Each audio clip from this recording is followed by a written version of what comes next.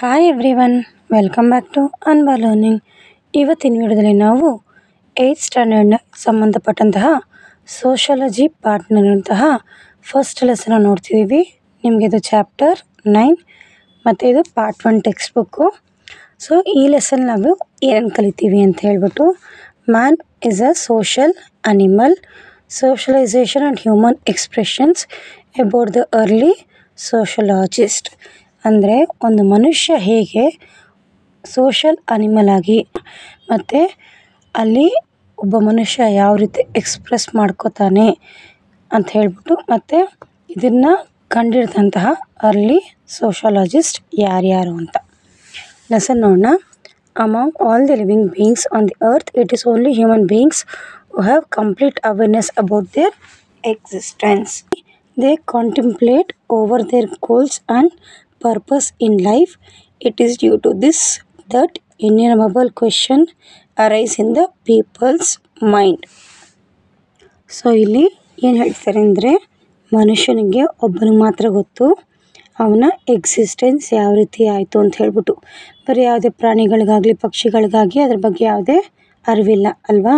ಮತ್ತು ಅವನ ಅಂದರೆ ಮನುಷ್ಯನ ಜೀವನ ಯಾವುದಕ್ಕೋಸ್ಕರ ಇದೆ, ಅವನ ಜೀವನದ ಗೋಲ್ಸ್ ಏನು, ಪರ್ಪಸ್ ಏನು, ಏನಕ್ಕೋಸ್ಕರ ನಾವು ಜೀವನ ಮಾಡ್ತಿದ್ದೀವಿ ಅಂತ ಪ್ರತಿಯೊಂದು ಪ್ರಶ್ನೆಗೂ ಅಲ್ಲಿ ಉತ್ತರ ಇದೆ.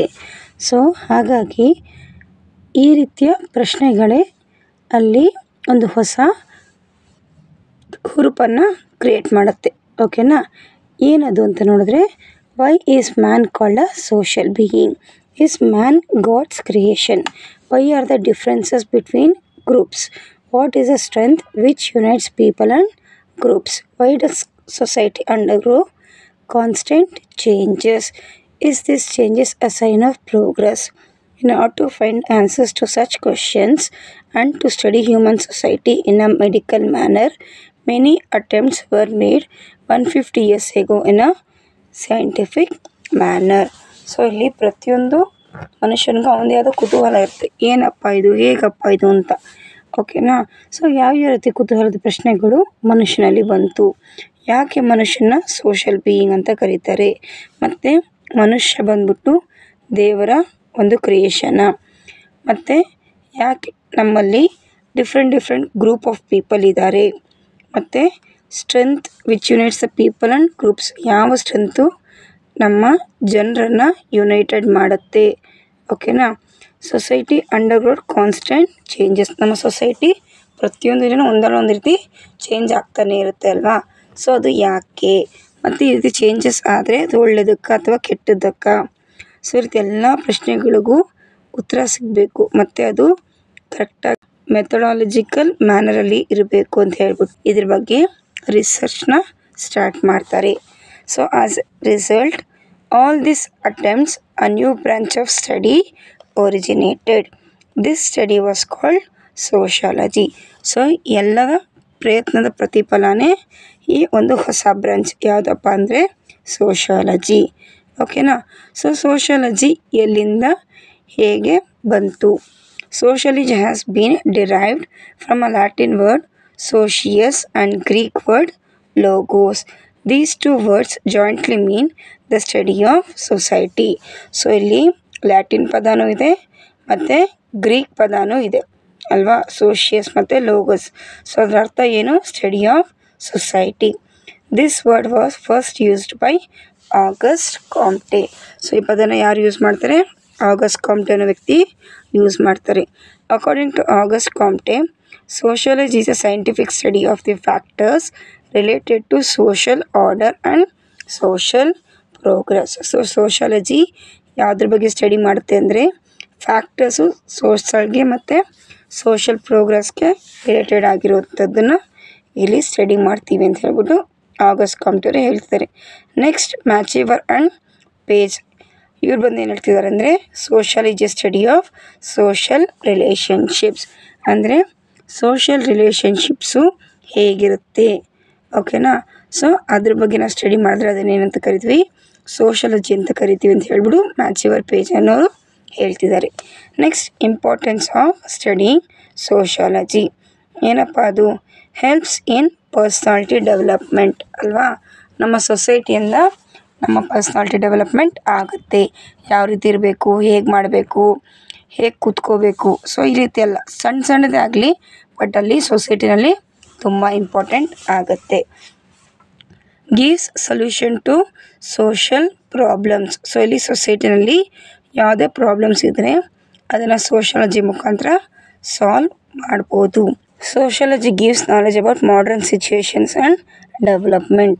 ಸೊ ಈ ಸೋಷಾಲಜಿ ಓದೋದ್ರಿಂದ ನಮಗೆ ಮಾಡರ್ನಲ್ಲಿ ಅಂದರೆ ಸಿಚುವೇಶನ್ಸ್ ಯಾವ ರೀತಿ ಬರುತ್ತೆ, ಅದಕ್ಕೆ ಮನುಷ್ಯ ಯಾವ ರೀತಿ ಹೋಗಬೇಕು ಮತ್ತು ಅದನ್ನು ಯಾವ ರೀತಿ ಅಳವಡಿಸ್ಕೊಂಡು ಅವನು ಬೆಳಿಬೇಕು ಅನ್ನೋದನ್ನು ಸಹ ಇದು ಹೇಳುತ್ತೆ.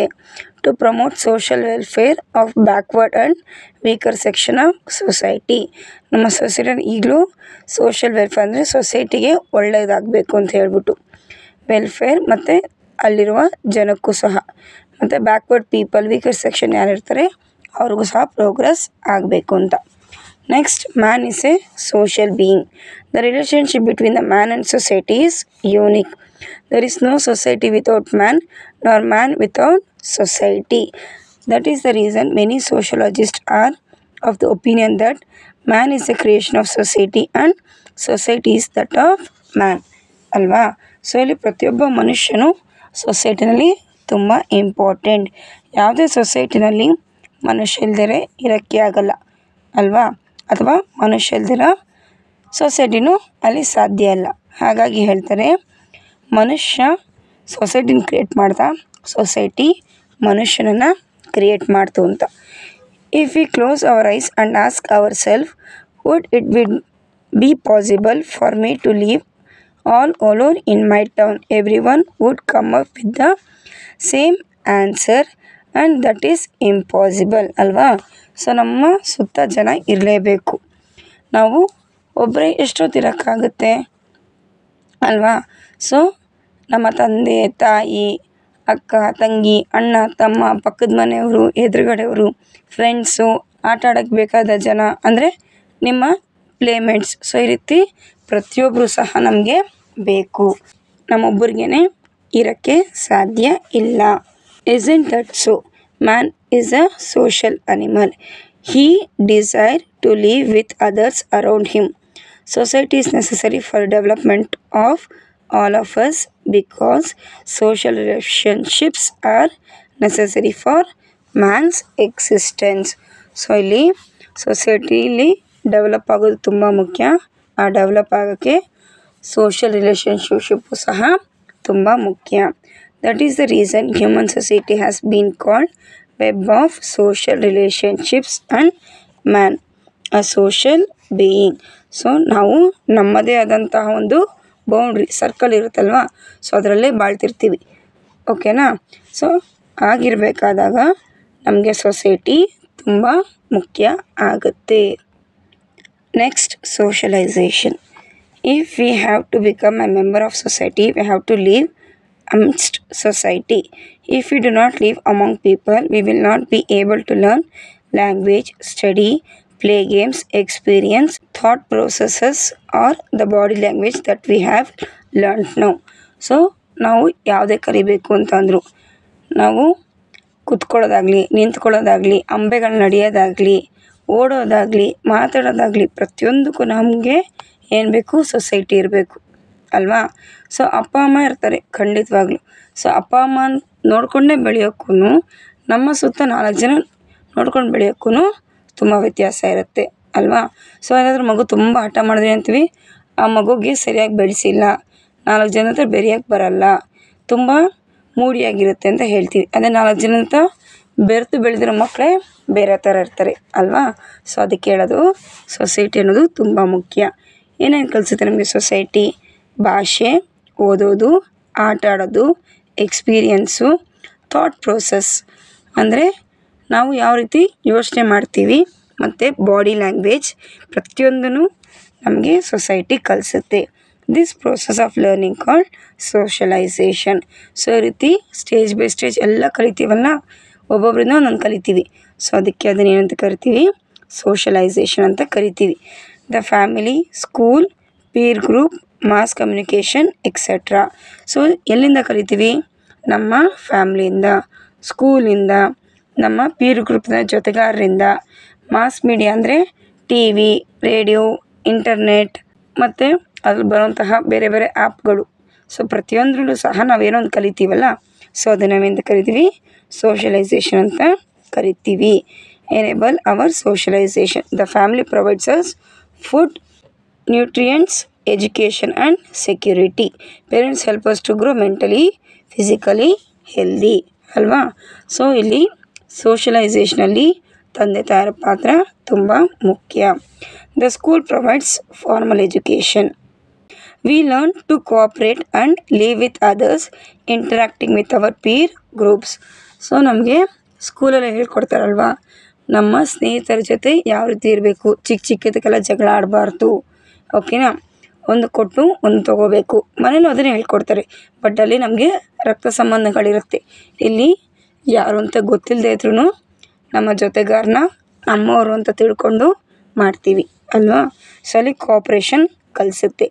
The mass media gives us knowledge about the world around us and enables us to live in harmony with it. So ಇಲ್ಲಿ ಟಿ ವಿ, ರೇಡಿಯೋ, ಇಂಟರ್ನೆಟ್ ನಮ್ಮನ್ನೇನು ಮಾಡುತ್ತೆ, ಕೂತು ಜಾಗದಲ್ಲೇ ಪ್ರಪಂಚನೇ ಸುತ್ತಿ ಸೋಡಿಸುತ್ತೆ ಅಲ್ವಾ.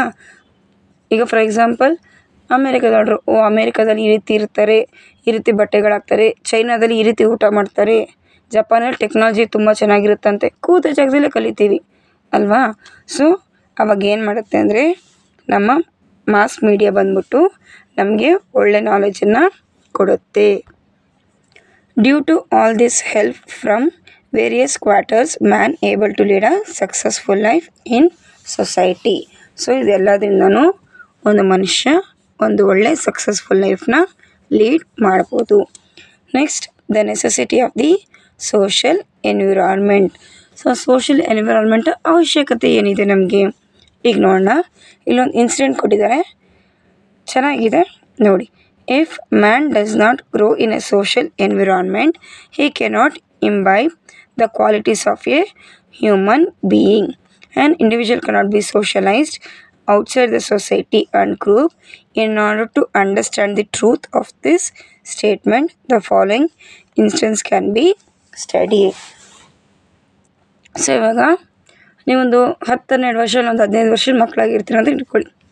8th ಸ್ಟ್ಯಾಂಡರ್ಡ್ ಅಲ್ವಾ. ಸೊ ಒಂದು 13 ವರ್ಷದವ್ರು ಇರ್ತೀರ. ಸೊ ಇವಾಗ ನಿಮ್ಮ ತಂದೆ ತಾಯಿ ನಿಮ್ಮನ್ನೆಲ್ಲೋ ಕರ್ಕೊಂಡು ಹೋಗ್ತಾರೆ. ಸೊ ಅಲ್ಲಿ ನೀವು ಯಾವ ರೀತಿ ಬಿಹೇವ್ ಮಾಡಬೇಕು ಅಂತ ನೀವು ಕಲ್ತಿರಲ್ಲ. ಎಕ್ಸಾಂಪಲ್ ಒಂದು ಮದುವೆಗೆ ಹೋಗಿರ್ತೀರ, ಆಟ ಆಡ್ಕೊಂಡು ಆರಾಮಾಗಿರ್ತೀರ. ಬಟ್ ಅಮ್ಮ ಹೇಳ್ತಾರೆ, ಇಲ್ಲ ಈ ರೀತಿ ಎಲ್ಲ ಇರಬಾರ್ದು, ಸ್ವಲ್ಪ ನೋಡಿಕೊಂಡು ಮಾಡು, ಎಲ್ಲ ನಿಮ್ಮನ್ನು ನೋಡ್ತಿರ್ತಾರೆ, ಯಾರಾದರೂ ಬಂದರೆ ಮಾತಾಡಿಸ್ಬೇಕು, ಸುಮ್ಮನೆ ಇರಬಾರ್ದು ಅಂತೆಲ್ಲ ಪ್ರತಿಯೊಂದು ಹೇಳ್ತಾರಲ್ವ. ಸೊ ಅದೆಲ್ಲ ಏನಂತ ಇದೀವಿ, ಸೋಷಲೈಸೇಷನ್ ಅಂತ ಹೇಳ್ತೀವಿ. ಸೊ ಇದು ನಾವು ಜನರ ಮಧ್ಯೆ ಬೆರೀದೇ ಹೋದರೆ ನಮಗಿದು ಗೊತ್ತಾಗಲ್ಲ. ರಿಲೇಷನ್ಶಿಪ್ಪು ಸಹ ಅಷ್ಟೇ. ತಂದೆ ತಾಯಿ, ಇವ್ರ ಅಜ್ಜಿ, ಇವ್ರ ತಾತ, ಚಿಕ್ಕಮ್ಮ, ಚಿಕ್ಕಪ್ಪ, ಅತ್ತೆ, ಮಾಮ ಅಂತ ಹೇಳಿದ್ರೆ ಮಾತ್ರ ಮಗುನು ಕಲಿಯೋಕ್ಕೆ ಸಾಧ್ಯ ಆಗುತ್ತೆ. ಹಾಗಾಗಿ ನಾವು ಆ ಗ್ರೂಪಲ್ಲಿ ಬೆಳೆಯೋದು ತುಂಬ ಮುಖ್ಯ ಆಗುತ್ತೆ. ಇನ್ಸಿಡೆಂಟ್ ಹೇಳಿದ್ನಲ್ಲ ನೋಡಿ ಇಲ್ಲಿ. Kamala, a girl who was found in Bidnapur in 1920, had spend 9 years among the animals in the forest. She used to walk on 4 legs like an animal and eat raw flesh. Later, in the company of human beings, she learned to eat cooked food, to speak and behave like other children, but she was not aware of her own nature. What is the evident from this instance is that man, if he is not in human society, becomes an animal. This has been proved by many other experiments by social scientists. So ಇಲ್ಲಿ ಕಮಲಾ ಅನ್ನೋ ಒಂದು ಹುಡುಗಿ ಬಿದ್ನಾಪುರ ಅನ್ನೋ ಒಂದು ಫಾರೆಸ್ಟಲ್ಲಿ 1920ನಲ್ಲಿ ಇರ್ತಾರೆ. 9 ವರ್ಷ ಅಲ್ಲೇ spend ಮಾಡ್ತಾರೆ. ಎಲ್ಲಿ? ಫಾರೆಸ್ಟಲ್ಲಿ.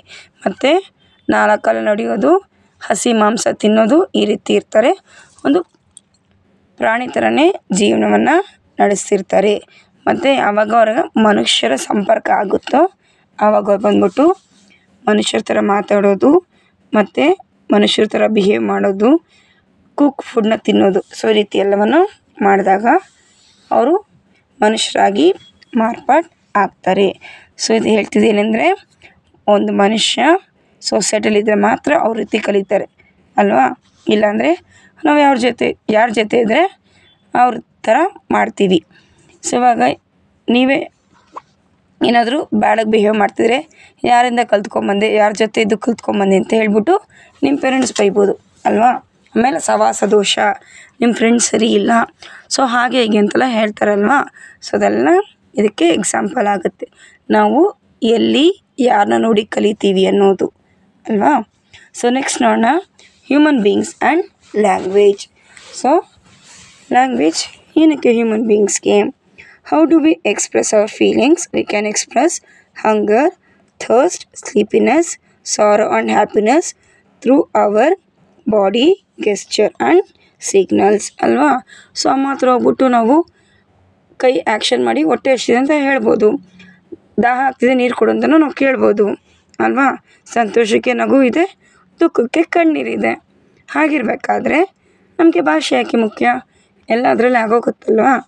ಸೊ ಬಟ್ ಆದ್ರೂ ಇಲ್ಲಿ ನಮಗೆ ಭಾಷೆ ತುಂಬ ಮುಖ್ಯ.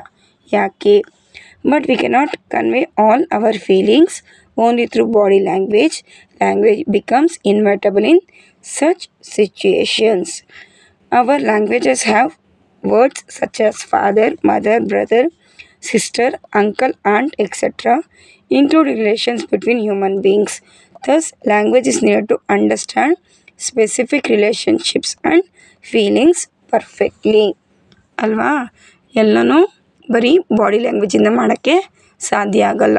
ಕೆಲವೊಂದಕ್ಕೆ ಬಾಯಿ ಬಿಟ್ಟು ಹೇಳಿದ್ರೆ ಮಾತ್ರ. ಈಗ ನೀವು ಅಳ್ತಿರ್ತೀರ, ಅಮ್ಮ ಬಂದು ಸಮಾಧಾನ ಮಾಡ್ತಾರೆ, ಮತ್ತು ಯಾಕೆ ಅಳ್ತಿದ್ದೀಯ ಅಂತ ಕೇಳ್ತಾರೆ. ನೀವು ಬಾಯಿ ಬಿಟ್ಟು ಹೇಳಿದ್ರೆ ಮಾತ್ರ ಇಂಥ ಸಮಸ್ಯೆ ಇದೆ ಅಂತ ಹೇಳ್ಬೋದು. ಬಿಡು ಏನೋ ಪಾಪ ಮಗಳು ಅಳ್ತಿದ್ದಾಳೆ ಅಂತ ಸುಮ್ಮನೆ ಆಗೋಕ್ಕೆ ಯಾರ ಕೈನೂ ಸಾಧ್ಯ ಆಗಲ್ಲ ಅಲ್ವಾ. ಸೊ ಹಾಗಾಗಿ ಪ್ರತಿಯೊಂದು ಫೀಲಿಂಗ್ಸ್ನ ಎಕ್ಸ್ಪ್ರೆಸ್ ಮಾಡ್ಕೊಳ್ಳೋಕ್ಕೆ ನಮಗೆ ಲ್ಯಾಂಗ್ವೇಜ್ ತುಂಬ ಮುಖ್ಯ. ಮತ್ತು ಅದು ರಿಲೇಷನ್ಶಿಪ್ನೂ ಸಹ ಬಿಲ್ಡ್ ಮಾಡುತ್ತೆ.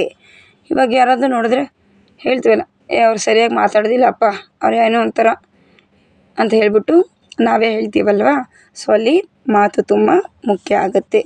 ಮಾತಾಡಬೇಕಂದ್ರೆ ಭಾಷೆ ಇರಬೇಕು ಅಲ್ವಾ. Man knows language whereas animal do not. This is the difference between man and animals. Just imagine how the world would be without language. So ಇಲ್ಲಿ ಭಾಷೆನೇ ಇಲ್ದಿದ್ರೆ ಪ್ರಪಂಚ ಹೇಗಿರುತ್ತೆ ಅಂತ ಹೇಳ್ತಿದ್ದಾರೆ.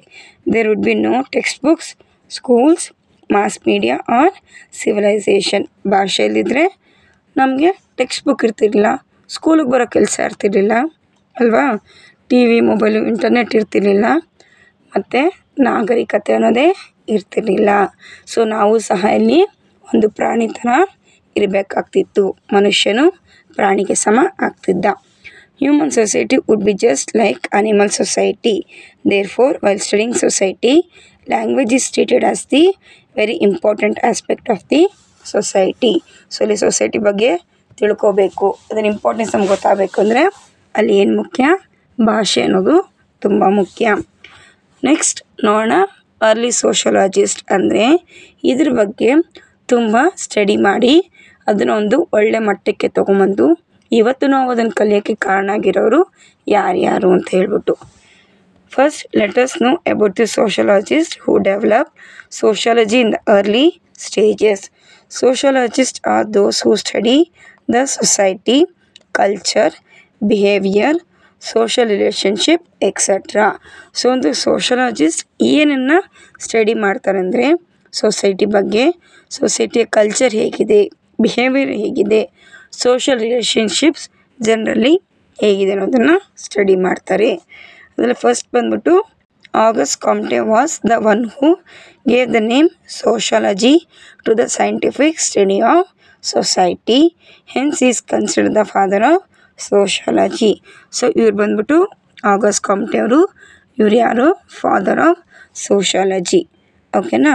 ಸೊ ಏನಕ್ಕೆ ಇವ್ರು ಆ ರೀತಿ ಕರೀತಾರೆ ಅಂದರೆ ಸೋಷಿಯಾಲಜಿನ scientific study of the society ಆ ರೀತಿ ಹೇಳ್ತಾರೆ. ಹಾಗಾಗಿ next Herbert Spencer was the British sociologist who lived in 19th century. He study the evolution of society. So ಇವರೇ ಹರ್ಬರ್ಟ್ ಸ್ಪೆನ್ಸರ್. ಸೊ ಏನು ಮಾಡ್ತಾರೆ ಅಂದರೆ ಎವಲ್ಯೂಷನ್ ಆಫ್ ದಿ ಸೊಸೈಟಿ ಯಾವ ರೀತಿ ಆಗುತ್ತೆ, ಸೊಸೈಟಿ ಯಾವ ಸ್ಟೇಜಿಂದ ಯಾವ ಸ್ಟೇಜ್ಗೆ ಬೆಳೆದು ಬಂತು, ಅದರ ಲಕ್ಷಣಗಳೇನು, ಸೊ ಮತ್ತು ಚೇಂಜಸ್ ಯಾವ ರೀತಿ ಆಯಿತು, ಈ ರೀತಿ ಎಲ್ಲವನ್ನು ಅವರು ಸ್ಟಡಿ ಮಾಡ್ತಾರೆ. ನೆಕ್ಸ್ಟ್ ನೋಡೋಣ, Emile Durkheim. Emile Durkheim, a French sociologist, live in the later part of 19th century and early part of 20th century. ಅಂದರೆ ಒಂದು 1870 18ರಿಂದ ಇದ್ದು ಫಸ್ಟ್ ಪಾರ್ಟ್ ಆಫ್ 1950 ಒಳಗಡೆ ಇದ್ದರು. ಓಕೆನಾ. He worked hard at making sociology a science. So ಇವ್ರೇನು ಮಾಡ್ತಾರೆ ಅಂದರೆ Emily ಡರ್ಕ್ಲಿನ್ ಅವರು ಸೋಷಿಯಾಲಜಿನ ಒಂದು ಸೈನ್ಸ್ ರೀತಿ ಟ್ರೀಟ್ ಮಾಡಬೇಕು ಅಂತ ತುಂಬ ಕಷ್ಟಪಡ್ತಾರೆ. Next, Max Weber was a German sociologist. He was also a great scholar in the field of economics, philosophy and history. So Max Weber ಅವರು ಇಲ್ಲೇನು ಮಾಡ್ತಿದ್ದಾರೆ ಅಂದರೆ ಅವರು ಸಹ ಈ ಸೋಷಿಯಾಲಜಿನ ತುಂಬ ಇಂಪಾರ್ಟೆನ್ಸ್ ಕೊಡ್ತಾರೆ. ಮತ್ತು ಇವರು ಜರ್ಮನ್ ಸೋಷಿಯಾಲಜಿಸ್ಟ್. ಇವರು ಯಾವುದ್ರಲ್ಲಿ ತುಂಬ ಎಕ್ಸ್ಪರ್ಟ್ ಆಗಿದ್ದು ಅಂದರೆ ಪರಿಣಿತರಾಗಿದ್ದರು ಅಂದರೆ ಎಕನಾಮಿಕ್ಸ್, ಫಿಲಾಸಫಿ ಮತ್ತು ಹಿಸ್ಟ್ರಿನಲ್ಲಿ. He did a sociological study of the labor force and Christian religion. Labour force ಮತ್ತು ಕ್ರಿಶ್ಚಿಯನ್ ರಿಲಿಜನ್ ಬಗ್ಗೂ ಸಹ ತುಂಬ ಸ್ಟಡಿ ಮಾಡ್ತಾರೆ. Next, Karl Marx. ಓಕೆನಾ. So Karl Marx was a German philosopher. He was highly knowledgeable about history, economics, philosophy and Christian religion. He extended the scope of sociology. So Karl Marx ಅನ್ನೋರು economics, philosophy ಮತ್ತು Christian religion ಬಗ್ಗೆ ತುಂಬ ಚೆನ್ನಾಗಿ ಜ್ಞಾನವನ್ನು ಪಡೆದಿರ್ತಾರೆ. ಮತ್ತು ಇವರೇನು ಮಾಡೋದಂದರೆ ಸೋಷಿಯಾಲಜಿಯನ್ನು ಇನ್ನೊಂದು ನೆಕ್ಸ್ಟ್ ಲೆವೆಲ್ಗೆ ತಗೊಂಡು ಹೋಗ್ತಾರೆ. Next, the British introduce sociology in Bombay university in 1914. So 1914ನಲ್ಲಿ ಬ್ರಿಟಿಷ್ ಅವರು ಇಲ್ಲಿ ಭಾರತೀಯರನ್ನ ಆಳ್ವಿಕೆ ಮಾಡ್ತಿದ್ರು. ಸೊ ಆವಾಗ 3 ಯೂನಿವರ್ಸಿಟಿನ ಅವ್ರು ಓಪನ್ ಮಾಡ್ತಾರೆ. ಒಂದು ಬಾಂಬೆ, ಮಡ್ರಾಸ್, ಕಲ್ಕತ್ತಾ ಯೂನಿವರ್ಸಿಟಿ. ಆಗಿರಬೇಕಾದಾಗ 1914ನಲ್ಲಿ ಸೋಷಿಯಾಲಜಿನ ಇಂಟ್ರೊಡ್ಯೂಸ್ ಮಾಡ್ತಾರೆ. ಸೊ ಅದಾದಮೇಲೆ ಲೀಡಿಂಗ್ ಇಂಡಿಯನ್ ಸೋಷಿಯಾಲಜಿಸ್ಟ್, ನಮ್ಮ ದೇಶದಲ್ಲೂ ಸಹ ಸೋಷಿಯಾಲಜಿಸ್ಟ್ ಇದ್ದರು.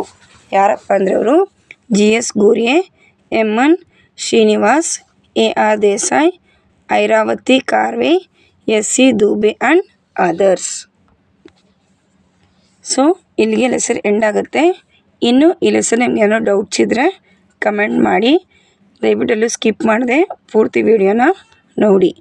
ಇನ್ನು ಚಾನಲ್ಗೆ ಯಾರ್ಯಾರು ಸಬ್ಸ್ಕ್ರೈಬ್ ಮಾಡದೆ ನೋಡ್ತಿದ್ದೀರೋ ದಯವಿಟ್ಟು ಸಬ್ಸ್ಕ್ರೈಬ್ ಮಾಡ್ಕೊಂಡು ನೋಡಿ. ನಾವು ಕಲಿಯೋಣ, ಬೇರೆಯವ್ರಿಗೂ ಕಲಿಸೋಣ, ನಾವು ಬೆಳೆಯೋಣ, ಎಲ್ಲರನ್ನೂ ಬೆಳೆಸೋಣ. Thank you.